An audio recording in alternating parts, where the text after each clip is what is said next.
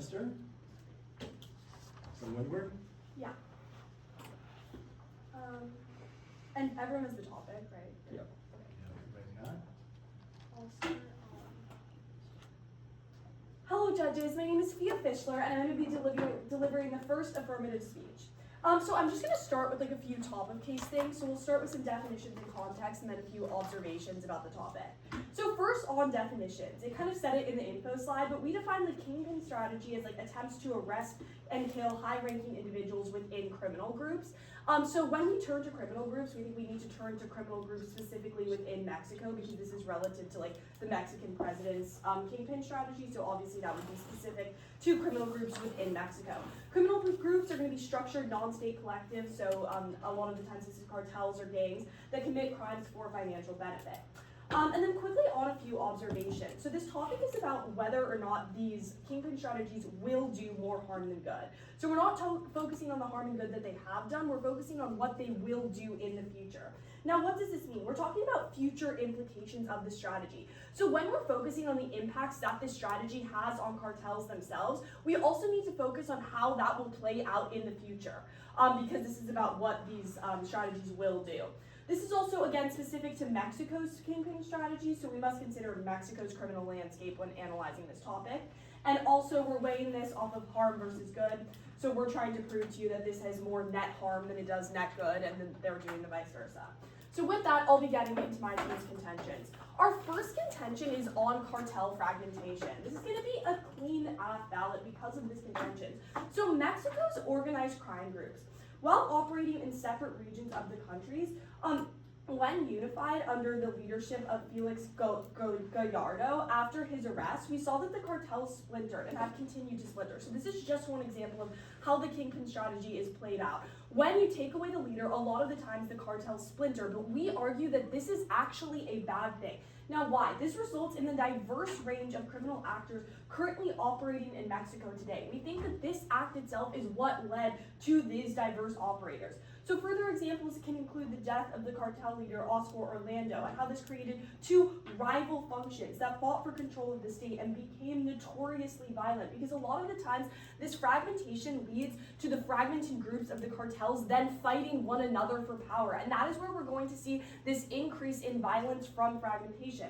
Furthermore, cartel fragmentation leads to input of successors before deaths or arrests even occur. So a lot of these times they're going to make it seem like when you take out the leader, it's like cutting the cartel's heads off. But in reality, a lot of the times these cartels have leaders that are already set up to put in place because they know that Mexico has this strategy. They know how to adapt to it for that very region.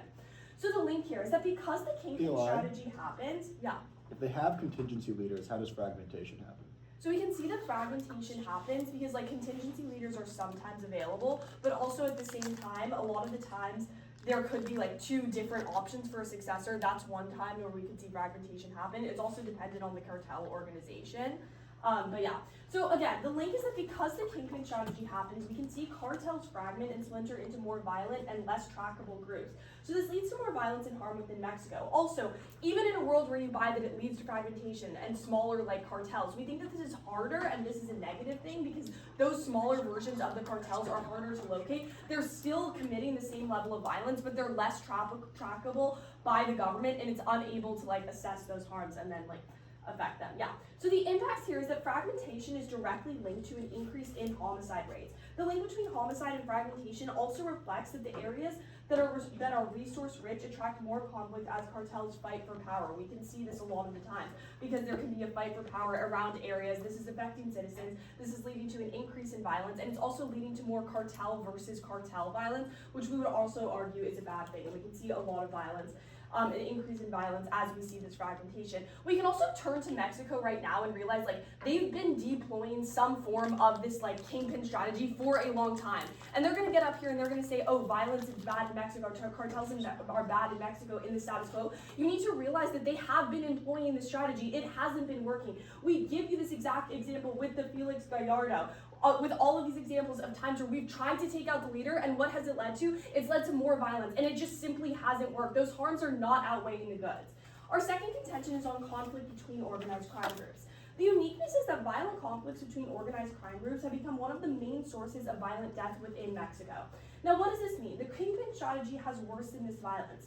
We can see that fragmentation of organized crime groups leads to fighting one another for territorial control and trafficking routes. This spread violence across the country. We can see that since Felipe Calderon announced a war on drugs and a kingpin strategy to Mexico in 2007, there has been an increase in the number of murders attributed to organized crime. For example, we can even see that in 2020, 36,773 people suffered violent deaths, which accounts for a 77% increase compared to 2015 and points to an uphill trend. We notice that the homicide rates right now in Mexico are currently going up. We think that a lot of the times, because one of the major sources of this is when these organized crime groups are attacking one another. And what causes that attack and these organized crime groups fighting one another? Fragmentation itself. Fragmentation creates power vacuums. This leads for smaller groups to fight for parent organization and other competitors to seize control of the local areas and their illicit marketing. So we're only going to see that this leads to more conflict between organized crime groups, which impacts out to death, and also not only that, but more violence about Mexico. Our second contention is going to be on foreign relations. So Mexico kingpin strategy worsens their relationship with the U.S. because it impacts migration rates and drug trafficking. Violence in Mexico has led to mass displacement of Mexican citizens, and it contributes to mass migration into the United States as civilians seek a place to go. And we can see that Trump's outrage at this pushes him to use economic threats against the Mexican economy. So we can see Trump threaten to impose a 30% tariff on Mexico over their failure to stop drug cartels. But we need to see that this kingpin strategy, which has already historically been used by Mexico since 2007, is what has led to this increase, is what has led to these growing homicide rates. It's exactly the reason that these foreign relationships are not good in the status quo. The link is that the bad relationships with Mexico and the United States threaten Mexico's economy and sovereignty, and when Trump threatens the Mexican economy, they feel the need to track down to fix cartels. They use the kingpin strategy, but that worsens their situation rather than help it. It's a cycle of violence, and it's a cycle where they're only going to be subjected to more of these tariffs. The impact is that the Mexican dependency on the United States intervention through pressure or help worsens Mexico politically and economically. Thank you. Very good. Three contentions, right? Yeah. I think you said two for the third one. Yeah, I thought it was 2 as well. Whatever. Well, we'll figure it out. I think you meant three. Yeah. So contention two. I think contention two. All right, Dalton.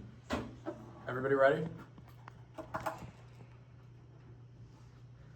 Judges, this is going to be a very, very simple debate because Gov told you that this policy makes Mexico less safe and alienates them from the United States, and we are going to say the exact opposite, which is that it makes them more safe and it brings them closer to the United States. Could not be prouder to oppose. Let's start on the top of case. I want to characterize what this motion is actually about. Note that it says this policy will do more harm than good. They told you this themselves, but then failed to actually make arguments that follow with that. What is the history of this policy? It was first envisioned in 2007, as they tell you, but then it was abandoned about 8 or 9 years later in favor of a different policy called Hugs Not Bullets, which we're going to discuss at length in this round.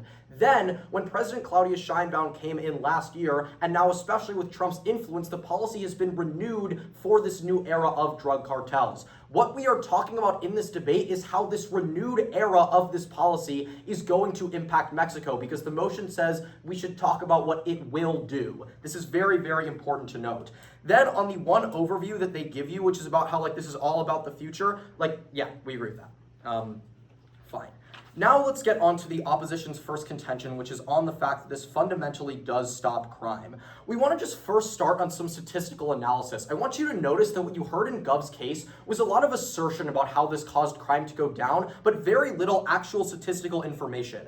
Since this policy was first truly brought into effect by the Sheinbaum administration with the assistance of the United States, the murder rate in Mexico has fallen by 40% in just the last 8 months. Let's do some math. The murder rate used to be 87 murders per day, and now it's down to 52. That means that we're saving 35 lives per day, and annualized, that means that there are 13,000 people in Mexico that would have died every year that this policy was not implemented, that will not be dying in a world in which it actually happens to exist. There are no other factors at play here. This policy was put into place, the United States assisted with it, and murder rates started falling immediately. In addition to those falling murder rates, over 2 million fentanyl pills pills, which each have the ability to kill a person. You've seen those graphics about how a pencil tip of fentanyl can take a life. Those are millions of lives. Obviously, those wouldn't have all killed somebody, but we can't even imagine how many people might have resulted in overdoses because of those pills. And over 60 fentanyl manufacturing labs were also destroyed as a result of the investigations that came from this. We'll talk a little bit more about how it directly leads to those seizures in a moment, but know that those stats are true. Know that those are lives that have been saved because of the policy. Let's talk about why it works. The first is because there is fundamentally no other way to stop the issue of cartels in Mexico. This is the biggest problem that the country is facing. 13,000 murders per year is fundamentally unimaginable and much, much higher than almost any other developed country in the world. It is the biggest problem that they have right now, and the only other way that Mexico has tried to stop it is through this kind of hugs, not bullets method, where they try and become friends with the cartels and reach out to them and respond directly to individual acts of violence at the street level. It does not work. Why does it not work? When you respond to violence at the street level, the only people that you're arresting are the street level dealers, the foot soldiers of the cartel.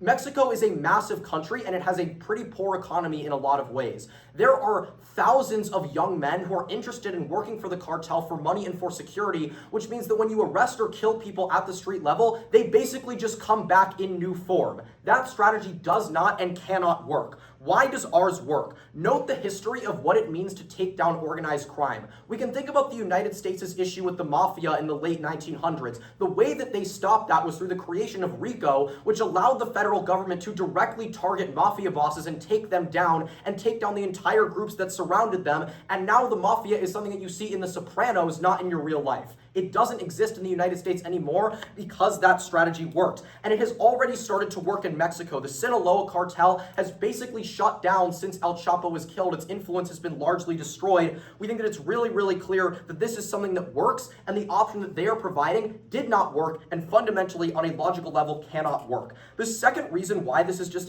a good thing to do is because it allows them to build a network of surveillance. Omar Garcia, the head of the police the head of the national police, explained that this policy has led to Mexico creating a larger state of intelligence that allows them to know who the cartel leaders are, where to find them, where to go to seize their operations. And what that leads to when they're gathering information on these people is they're gathering information on their systems, and that's what allows them to seize fentanyl, to shut down labs, and to do the things that put these cartels out of commission for good. That is really, really important. We also think that just logically, this makes a lot of sense. It scares leaders. It shuts down the cartels. We're going to talk more about why fragmentation is good in a minute, but this is all really good. The impacts are very, very clear. It increases safety, and it also makes people feel safer. The policy has a 75% approval rating in Mexico, and the feeling of safety is almost as important as the safety itself. On to the second contention, which is relations with the United States. We want to note here that they are just completely wrong about this. Trump strongly supports this policy and said himself that he would tariff Mexico if they did not continue with it, and that if they didn't increase security themselves, he would either send United States soldiers into the country or fire missiles at known cartel hubs in Mexico. The idea that the United States is not in support of this policy is just factually incorrect, and the things that they have threatened to do if it were shut down would cripple the Mexican economy, which has a $200 billion trade surplus with the United States, or literally result in missiles being fired on their homeland. That is obviously really, really bad for their support. The United States provides $3 billion in security. Mexico cannot afford to lose that, and Trump has said himself that this is something he cares about. Democrats are also moving on border security, as it's seen as a really popular and important thing in the United States, and this policy of supporting strong action against Mexican cartels is here to stay in the United States, and if we do not keep it in Mexico, we will lose our relations with the United States. On to government case. Let's start on this point about cartel fragmentation. Firstly, note that when they tell you this is causing higher rates of homicide, they're just wrong. That's not actually what's happening in the region. And you can know that that's true because we gave you statistics and they very clearly did not. But then let's just talk logically about how cartel fragmentation is actually a good thing. The reason why it's good is because smaller cartels inherently have less power. They have less of an ability to corrupt the government or bribe officials, and they don't have the ability to do what a lot of cartels do, which is literally take over an entire neighborhood of a city so that they have a place where they can operate and where police are afraid to go. You can only do that if you are a very large cartel with a lot of power and a lot of people, and smaller fragmented ones don't have the ability to do that. Insofar as on our side we stop neighborhood takeovers and we stop corruption in the government, those are the two greatest impediments to stopping the cartel, because those two things stop police from doing their job both at the highest level of government and at the lowest level of their actual ability to access the cartels. We also want to note that when they tell you they've been doing it for a while, that is partly true, but again, this new initiative is what we're actually talking about in this round, and it is fundamentally different because it is in a new government, it's backed by a new intelligence system, and it's backed by the United States. And then on their foreign relations contention, you can fundamentally just buy what we've said, which is that if Donald Trump, who is obviously obsessed with violence and obviously cares a lot about stopping the border crossings and stopping drugs flowing through Mexico, he's going to logically support this strategy. And don't just buy my logical analysis of his typical mindset, buy the fact that the United States is literally giving Mexico $3 billion to implement this policy and have said that they would fire missiles on their homeland if they did not do it. For all of these reasons, know that when you vote for OP, you vote for a more secure Mexico with a better relation with its greatest trading and security partner in the world. Thank you. Good. Okay.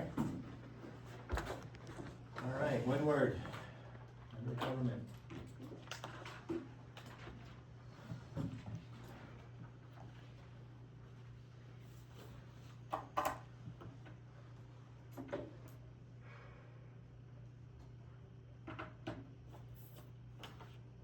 Hello, Judge. My name is Leah Gray, and I'll be the second speaker for the affirmation side. So basically, let's start by getting into some refutation. So on our first point, we basically hear a lot about this idea that like the kingpin strategy has been renewed, and like we need to talk about what it will do rather than what it has done. However, throughout this entire case, we literally tell you what it will do and why the harms of that are so imperative and why they are so bad. They kind of don't really interact with that, and I'll get into that a little bit more throughout my case.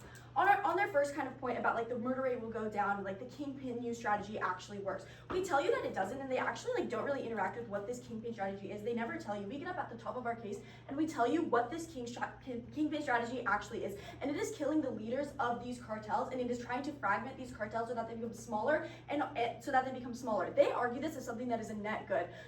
Cartels becoming smaller is a net good. What we tell you is that this is actually worsening because it makes them less trackable. We'll get into this a little bit more. They also say that it's like that we want to like argue for this hugs not bullets thing. We want to like befriend them, and we want all of these things to happen. However, we actually never gave you this alternative or this plan. What we need to do is we need to prove that the kingpin strategy will create more harm. Don't let them distract you by saying we provided this hugs not bullets like alternative when we never are arguing for that, and we never like really brought that up. They're trying to like skew you here by like bringing up the strategy that we are not like going for, and that they're actually not proving any good that the kingpin strategy is doing, which is their burden of proof in this case. Moving on, they also like kind of bring up this idea of young recruitment. What we tell you is that this actually worsens in smaller cartels and when there's fragmentation. They don't interact with this, and they like, yeah. Moving on, onto their third point, like onto this like third kind of idea under this contention of like network of surveillance. They basically say that there's like a larger state of intelligence and that it scares leaders and increases safety. What we tell you is that it doesn't just scare leaders, this strategy of kingpin, it actually gets rid of them, and that doesn't increase safety in any way. That actually fully just like gets rid of those leaders who are able to like unify these organized cartel groups to do what they want, and this creates more violence among groups, which actually goes unresponded to. Moving on their second contention, they say that like tariffing Mexico, that we're going to tariff Mexico if not continued, and that we want more security. However, the U.S. is not in opposition to this policy, but is in opposition to what the policy brings. This is like really key here, Judge, and this is why this is actually important. We tell you that like they say that the U.S. isn't in opposition to this policy, which is true. However, what the U.S. is like not really realizing is that this policy is bringing a lot of things that the U.S. are notoriously like not fond of, such as drug trafficking into the U.S., such as like mass migration. This is what these kind of policies are bringing to the U.S. And this is something, even though the U.S. can say like, oh, we're for this strategy, when we look to what the strategy actually brings to the U.S., we see that they're actually against the kind of impacts of it. This is really key here. And moving on, they also say that like it brings more security, but what we tell you is that like security is different than the kingpin strategy, so don't let them skew you here. Moving on. So that's basically like moving on. So that's basically like the entirety of their case. They try to like skew you here by telling you we're giving you this alternative to like go for their case, which is simply not true. We also tell you that like a lot of the things that they say are bad, such as young recruitment, such as like fragmentation of cartels, are actually things that they argue for. Moving on, they don't actually prove their burden of proof, which is to tell you that the kingpin strategy does more good than harm to Mexico for the future. They only tell you why we are wrong, and they never actually give like full like they never actually interact with our argument and tell you why they are doing more good in our case than we are doing harm. On balance, all we need to prove is that this strategy will do more harm, and this is why we actually win here. We need to think about the effects that this policy will have in the long term and whether the U.S. will support that. So Mexico, and whether the U.S. will support that. Moving on. So on our first contention of like cartel fragmentation, we basically tell you that like the cartel is going to splinter. This like killing will like splinter and like create violence. They basically tell you no, like homicide rates go down. Here's what we tell you on that. Cartel fragmentation occurred at the start of this kingpin strategy. Now we see that there are so many different organized cartel groups within Mexico. This is something that we tell you is actually really bad. Now even the smallest cartels have system to take power over the system of the kingpin strategy. This is what we tell you with like the kingpin strategy.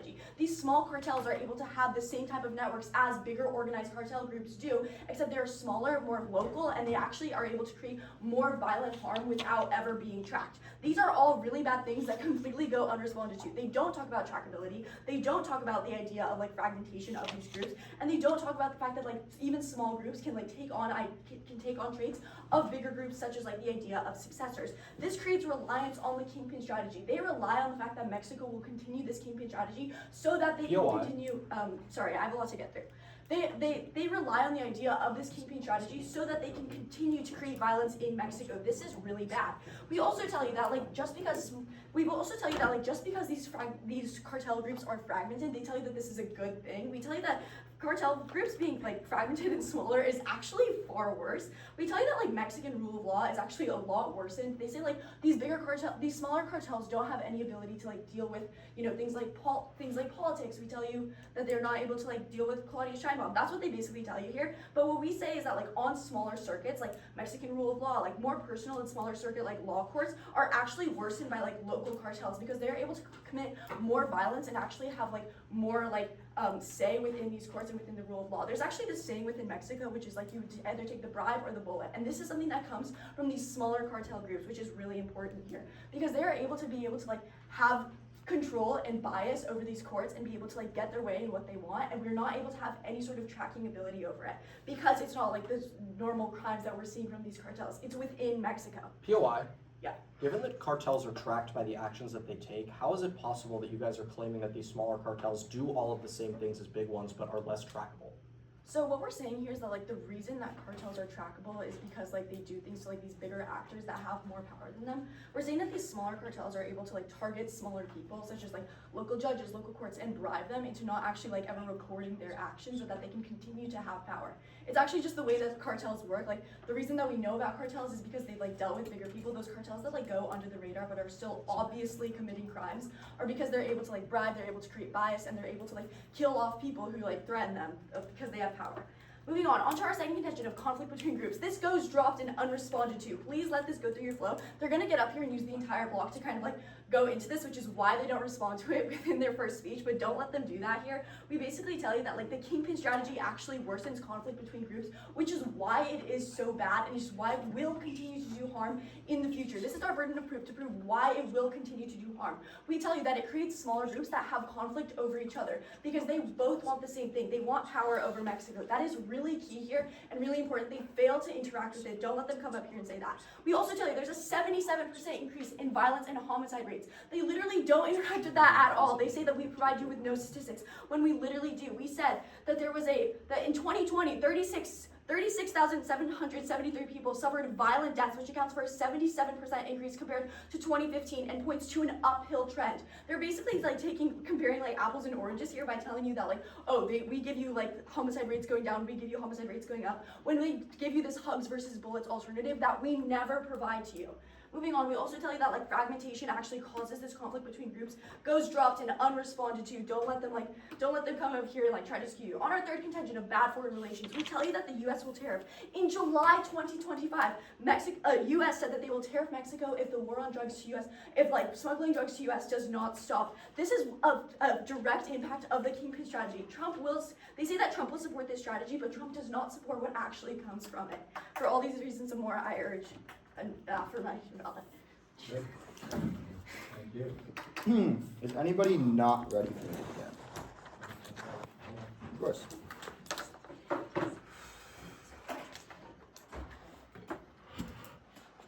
Everyone good? All right, time starts in 3, 2, 1. Hi, my name is Campbell Langdon, and I'll be the member of opposition in this round. Order is going to go op case in order, gov case in order, then op voters. Okay, let's start on the opposition contention 1 on crime.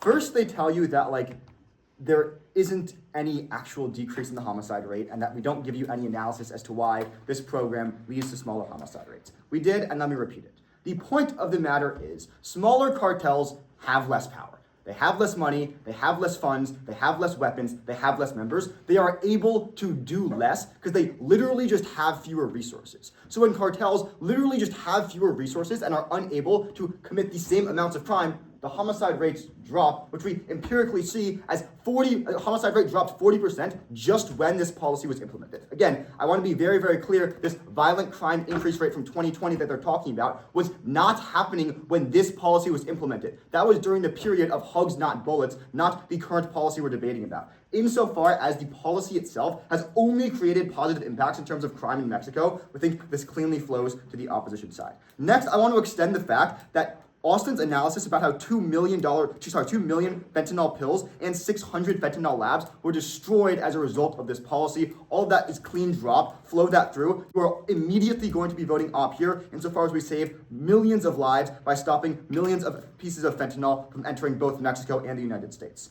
Next, on this idea of the alternative. And the government side claims that hugs and bullets is not our alternative. But the fact of the matter is, if you believe this policy has done more harm than good, you believe you should do something else. What is this something else? We tell you there is no better alternative. Any possible alternative is always going to lead to increased harm, which makes this policy comparatively way better. You have to remember, debate is comparative. It's not happening in a vacuum. Next, they give you this response about how there's more recruitment, which I don't really know what it's responding to on the op side, but this is just empirically untrue. Part of the policy created by the current president of Mexico is creating more employment options for the young men of Mexico, so they have an alternative to entering cartels. That's part of the program. And then I want to make it very, very clear, they clean concede Austin's analysis about how, one, in the US, they used similar strategies to target the US mafia, and that very clearly worked. Targeting the heads of the mafia worked in the US, so it would work in Mexico. All that goes clean conceded. Next, they dropped that we already shut down the Sinaloa cartel in Mexico. This policy has been effective insofar as it literally shut down one of the biggest cartels in the nation. Next, they clean concede this analysis on surveillance about how part of the policy is increasing surveillance, how Omar Garcia has created more intelligence such that they can stop crimes before they happen, so they have more idea of where the cartels are, what they're doing, and therefore how to stop them. All of that analysis about preventing future crime, again, goes clean dropped by the MG. Finally, on the impact level, they claim there's going to be more violence in their world. Again, I think I've pretty clearly shown you why that isn't the case. You're always buying, at the very, very, very, very minimum, the analysis Austin gave you about saving 13,000 lives a year, along with the countless more lives you can save through stopping fentanyl production in Mexico. Now on OPSI 2 on the United States. I think this is a really interesting response by the MG. Because they tell you that, oh, no, the US isn't opposed to the actual policy, it's opposed to what the policy is going to implement. But what do they concede? They drop that Trump threatened to literally bomb Mexico if they don't follow through with the policy. So you're always buying, insofar as the MG just doesn't respond, that if we don't continue with this policy, Trump's going to bomb us. And again, that's going to kill thousands of people, and more importantly, it's going to disrupt international relationships throughout the world. It's a huge bad thing for Mexico, insofar as 80% of their exports go to America, and 40% of their imports come from America. Mexico can't afford this blunder, and all of this analysis, once again, goes clean conceded. So what do they say? They say, oh, but the US is opposed to more drug trafficking. So therefore, they're going to be opposed to the policy when more drugs come through the border. The problem with this response is they clean concede Austin's analysis about how 600 fentanyl labs were destroyed and 2 million fentanyl pills were seized. So we can empirically see that there is fewer amount of drugs going through the border because there's literally just fewer amounts of drugs being created in Mexico in the first place. So insofar as that's the case, they have literally no response on OPSI 2 about US foreign relations. Now let's go to the gov side of the flow. Their first contention is on fragmentation. Basically, they tell you that these cartels are going to fragment, and then they're going to become more violent somehow. They're going to do the same things somehow, and also have less visibility somehow. And also there's going to be more corruption.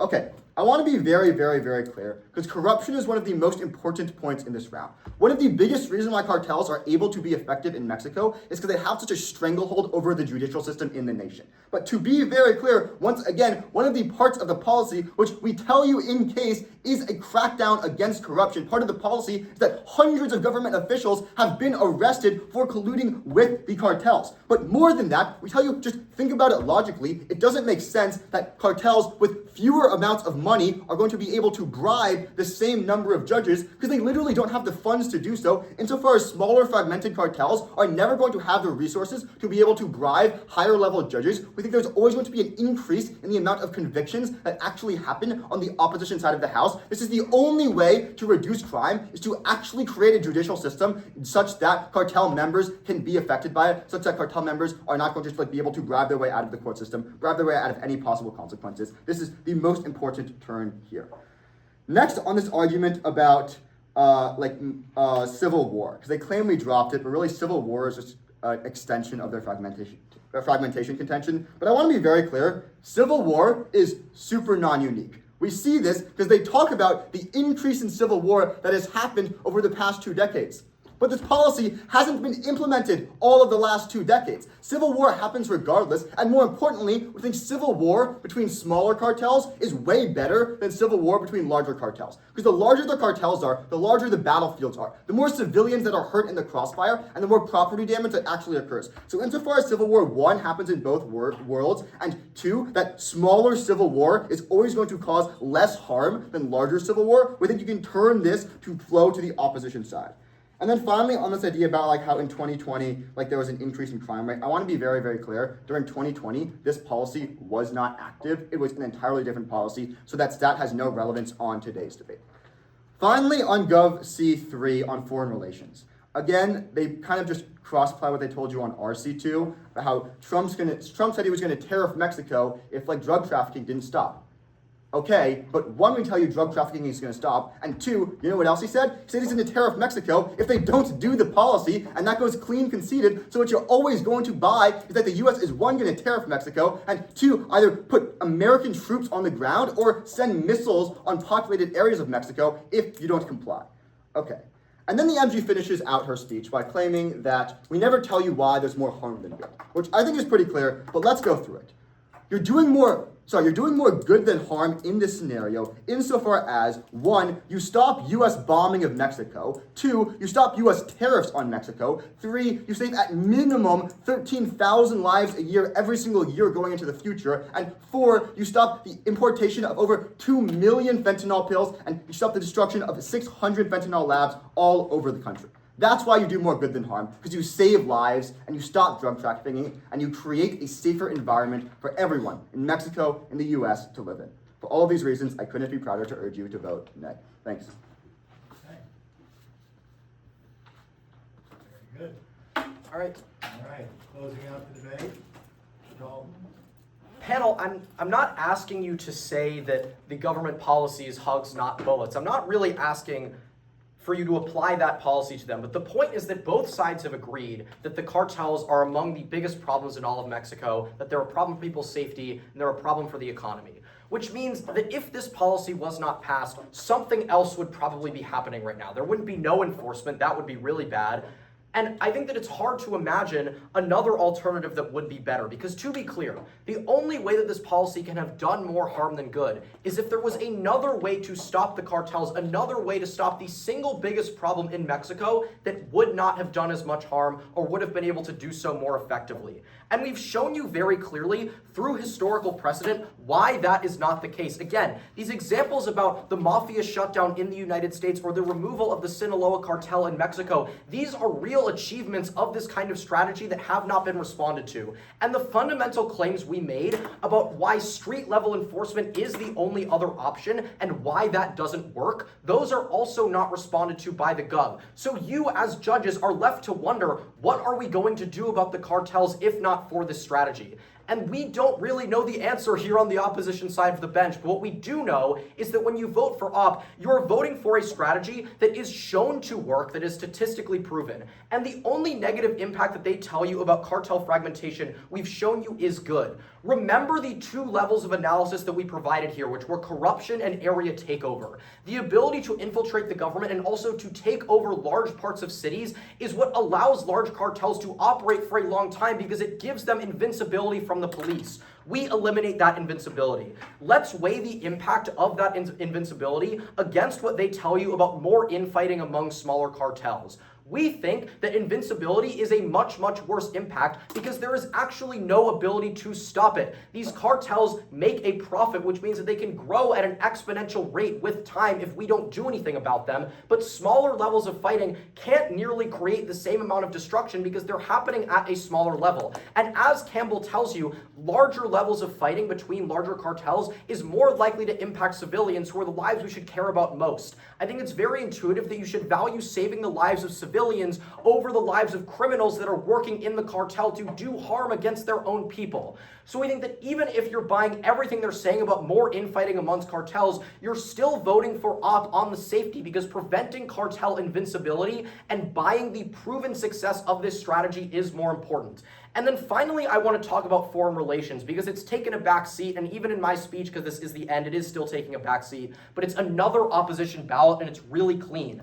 To believe Gov on this point, you have to buy, one, that the US isn't actually supporting this strategy, which they are, and you have to believe that, somehow this is all going to go terribly wrong and then the US is going to turn against it. To believe op on this, you just have to believe what the United States does, not only with their words, but with their money. The United States, as we told you, has given Mexico $3 billion additional dollars to support this strategy, which means they very obviously support it. They are literally putting their money where their mouth is. And they told you, and Donald Trump has told the world that he will impose tariffs on Mexico or even send missiles against them if they do not implement this strategy, if they do not continue it. Which means that if this strategy were not implemented, there would have obviously been massive harm to Mexico because they would have lost out on $3 billion to use against the cartel and possibly even had missiles fired against them on their homeland by their single strongest ally in the world. Gov fails to contest these points, and it arguably even outweighs the safety points that they've talked about, because obviously having missiles sent on your homeland is a larger impact to safety than a little bit more infighting amongst your cartels. There are two ballots for op. They're both clean. Pick whichever one you like more. Thank you.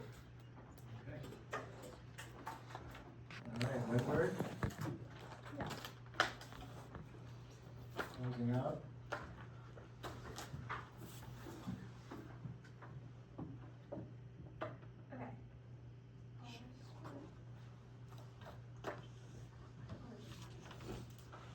Okay, I think we go for pretty clear contentions that clash directly with one another, so I want to just start by analyzing the impacts that we each try to go for within this round. So the first one is on this US kind of foreign relations point. So they basically tell you that because Trump really likes this policy and because we're going to see all these positives with this policy, therefore that's going to lead to a net good in the future. The thing that we tell you is that Trump actually just wants a crackdown on organized crime, but he won't stand for the effects of the policy in the long term. We're focusing on what this policy will do. And in order to buy that the United States is going to continue to stand by this policy, they need to buy that this policy is going to lead to a decrease in organized crime groups. And we tell you the thing that they completely cold concede is that this policy was once in place. We've had kingpin strategy policies in place before, and we have not seen the same effects that they tried to prove to you are suddenly going to happen now that we implement this. So when you weigh this kind of first impact, I want you to first weigh this off of probability, because when we have seen kingpin strategies in the past, we haven't seen all of the decreases. Even though there might be an initial decrease, we still have seen an uphill trend of an increase, which we provide you with in these homicide rates. We've seen fragmentation. We've seen how fragmentation also leads to the #1 contributor of violence within Mexico, which is actually these conflicts between organized crime groups. If anything, you buy the probability of that because they even tell you, oh, this is happening in the status quo. So they try to write it off as non-unique. But we tell you that because it's happening in the status quo, you have to argue that the more you fragment these groups, the more groups there are going to be to have fight against one another. If it's happening in the status quo, it only happens at a larger rate the more groups that you have, which we argue only leads to more violence, particularly in the #1 source of violence that we see right now in Mexico. What is that source? We can see that happening directly between violent death across these two when cartels fight against one another. The probability of that is certain. And how does that relate to U.S. foreign policy again? That relates to U.S. foreign policy because we tell you that Trump is not going to continue to support these things if this policy doesn't actually continue to bring the goods that they say it will. Trump just wants, they also don't touch on the point about, like, Trump just wants less migration and he wants less drugs within the United States. We tell you that they're not going to access these things because fragmentation does not actually lead in the long term to all of the net goods that they're trying to access. Furthermore, on violence, they basically try to tell you that violence goes down because, like, when you take out the leader, you make these cartels less powerful, etc. Now, we're trying to access this point by not only is fragmentation dangerous because, like, there's going to be a lack of surveillance when there are these, like, smaller groups, but we're also, like, a clean way to access violence is when you're talking about this conflict between organized crime groups. We see this happening in the status quo again, and this is like a clean and direct impact because not only is this conflict between organized crime groups bad, but more fragmentation is only going to increase the rate at which we are seeing this conflict between organized crime groups. That is only going to contribute to that more. We have on this organized crime and violence, especially like for this impact. Furthermore, we actually tell you that fragmentation is a bad thing because it leads to less like monitoring of these cartels. We tell you a lot of the times the reason, like, we tell you that when cartels are smaller, they're able to commit the same level of crimes and violence, but they're not being monitored at the same level because there's less of them, so it's easier for them to go under the radar.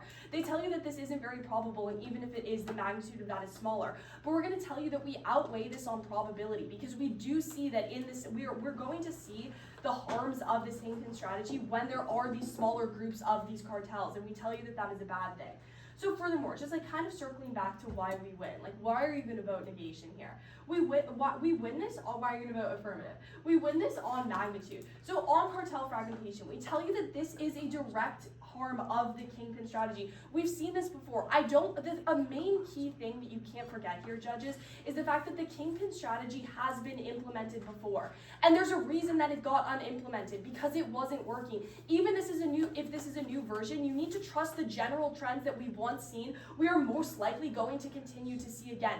Even if there is at first a good, we need to argue, we're arguing a longer time frame here. That's how this topic and this motion was set up. They try to argue for a world where cartels are good, but they're not showing why the strategy isn't harmful. We outweigh here on organized crime and on violence because fragmentation is going to allow for cartels to go under the rug. They're not going to be able to be noticed. And even if you buy that they are going to be noticed, there's still going to be more cartels to fight with one another. And we tell you that right now, this is one of the #1 contributors to violence in Mexico.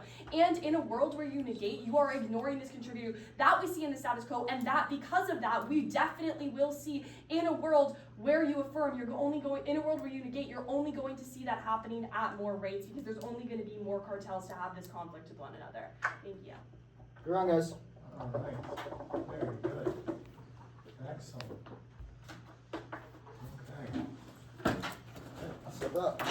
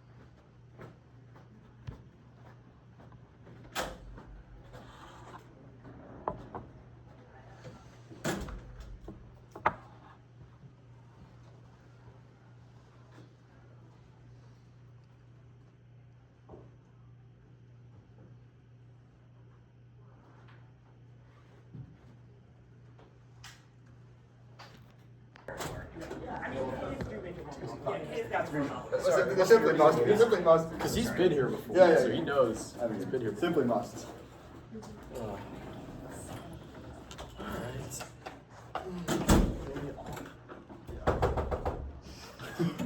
Just put out the lock thing. Push it out. Yeah, we must have watched it. You know.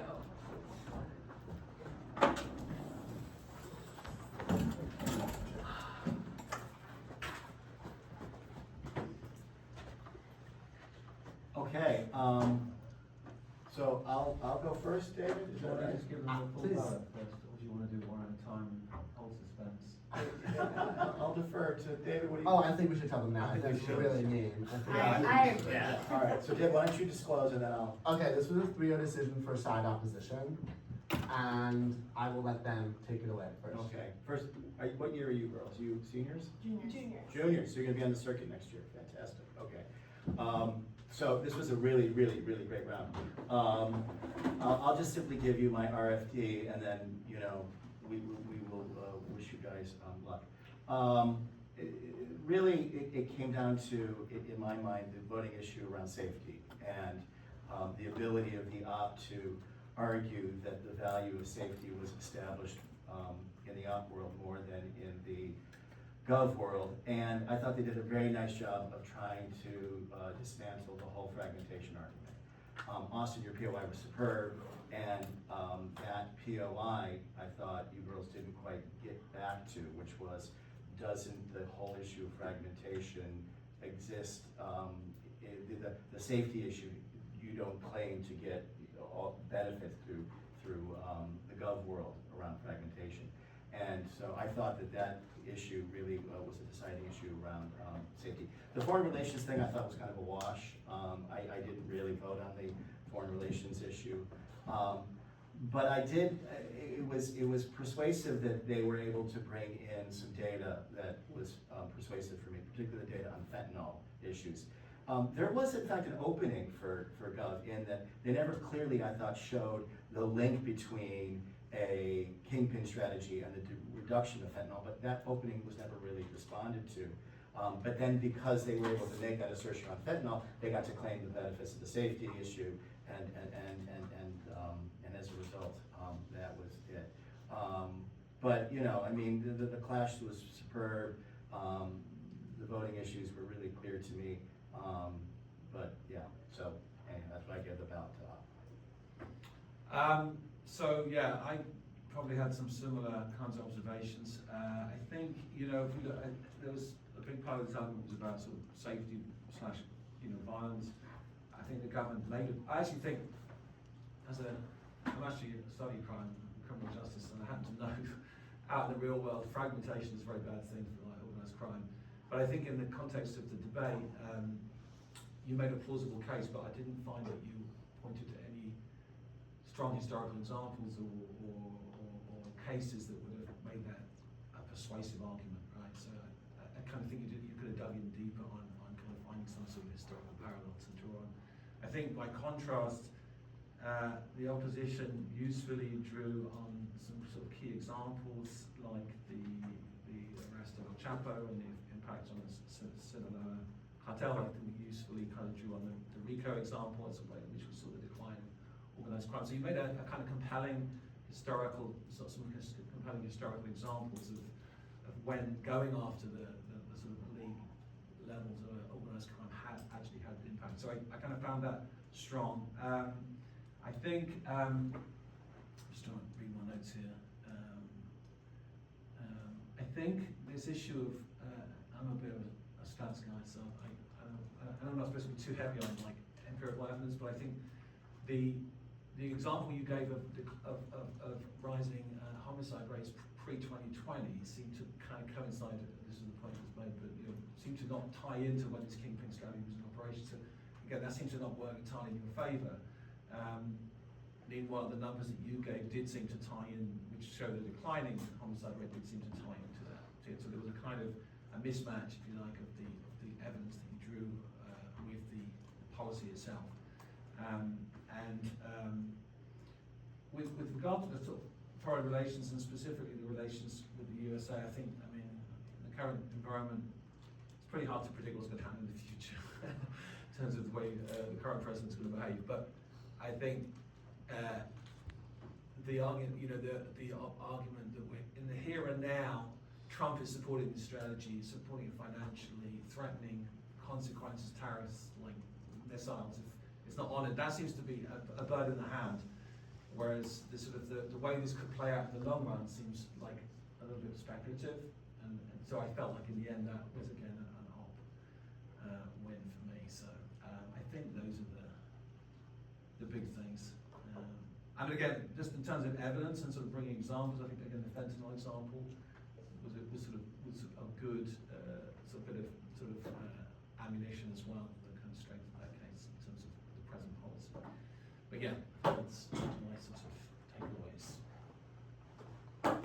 Okay, so I mean, I agree with a lot of what your other two judges said. I think I would like to start off with asking, who has been to Mexico? Okay, so you guys have been to Mexico. Okay, I think that there may be a little bit of an understatement in the round for what cartels actually do and the importance they are in Mexico. You know, like how integral are these organizations in Mexican society, and what does it actually mean to get rid of their leader, right? And kind of the framing that I get from this round is, I get this idea that there's some big cartels, right? And that if you kill the leader, that inevitably there's gonna fracture, and you're gonna get a bunch of, you have 5 big cartels, and you kill one of their leaders, you leave the other 4 like sitting around, and that big one kind of gets splintered into like 6 different factions or something, right? That's kind of what we're talking about here. Okay, so like, splintering is one option, right? And I really wish that you guys talked a lot more about, I mean, my reasons for voting are mostly the same as theirs. I kind of wanna, debate is a learning activity, right? Okay, so like, splintering is one option, right? Let's say there's 5 big cartels, and you get rid of the head of one of them, and that big cartel could split into different factions. What is the other big option that could have had big ramifications in Spain? Does anybody know? Yes. Like one of the other 4 kind of starts fighting war over their Yes, territory. the other cartel, one of the other 4 cartels, the other big cartels, takes over this cartel that you just killed the leader of. And this happens on the big scale and the small scale Mexico all the time, right?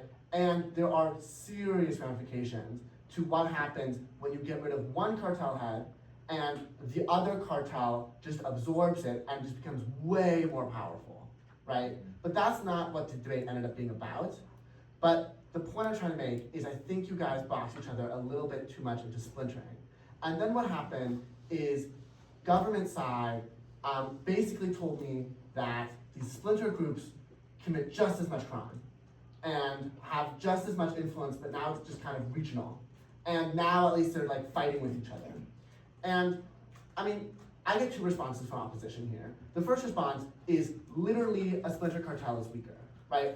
I don't really believe you that they can do the same amount of stuff. And I believe that, I mean, to some extent, I mean, even if all the resources of the big cartel get perfectly allocated into these smaller factions, which is really unlikely, right? Even then, I understand that each individual smaller cartel will have a smaller sphere of influence. And even if they could bribe their local judge or their local police department, if they're being tried in federal court or something, they'll have a much higher time getting away if that happens. So I kind of believe this opposition response. And the second response that I get is that kind of like, okay, let me see on the spot. I mean, that was good enough for me, to be honest.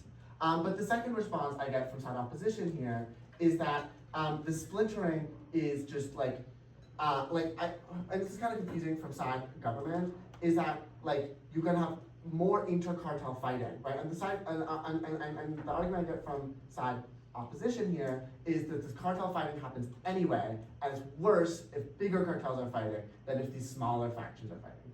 And I kind of believe this argument as well. I mean, there is some argumentation that can be made that like, smaller cartels have less to lose and like will like go all out and like whatever, right? But I think the argument that the bigger cartels, because they have more resources, are going to be more violent with each other when they fight is also kind of true.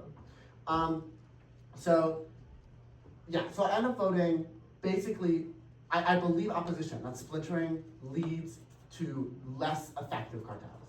And that's really why opposition wins, because both sides agree that splintering is inevitably gonna happen, right? And then I just think, okay, like, I think this is kind of a good thing.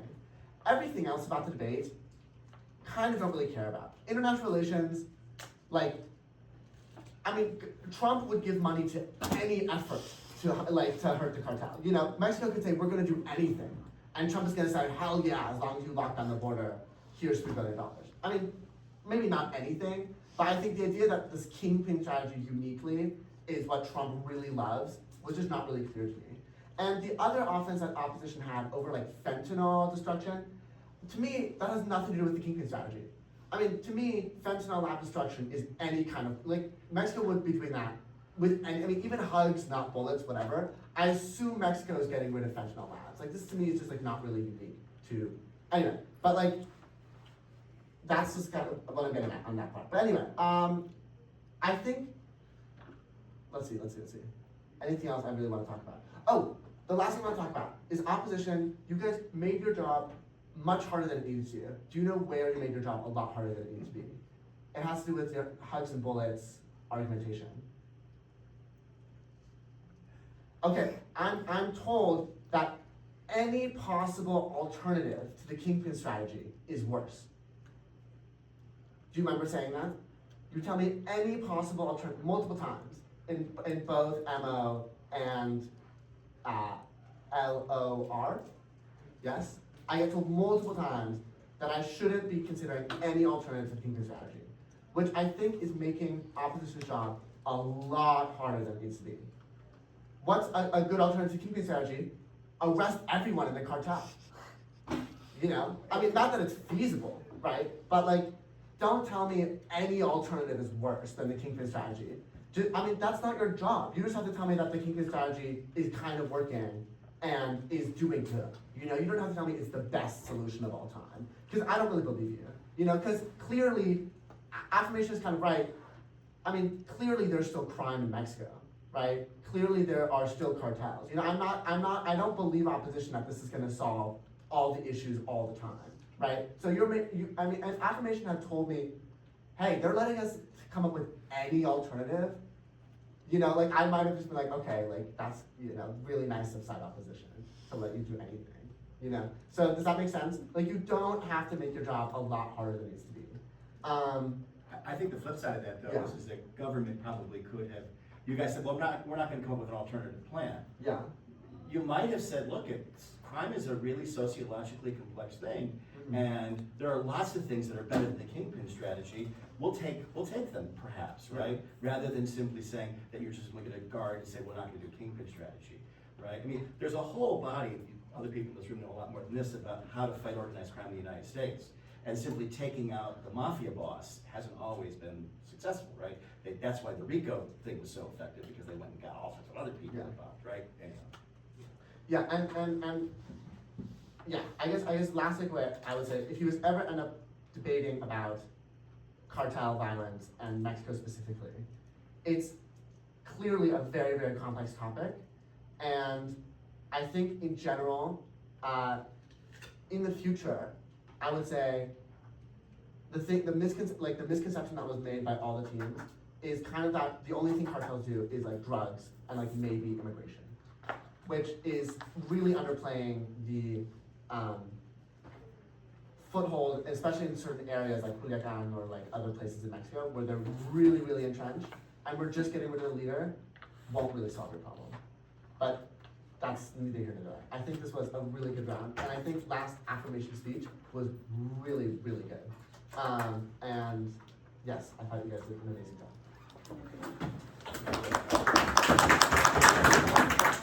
Congrats, guys. Really do. No, There's two for each. I think you get more. no, because there's two of them. So I think they just they get, two. each one of them gets one. Well. I just collect them as you go through. That would be so tough. We have like all four of them.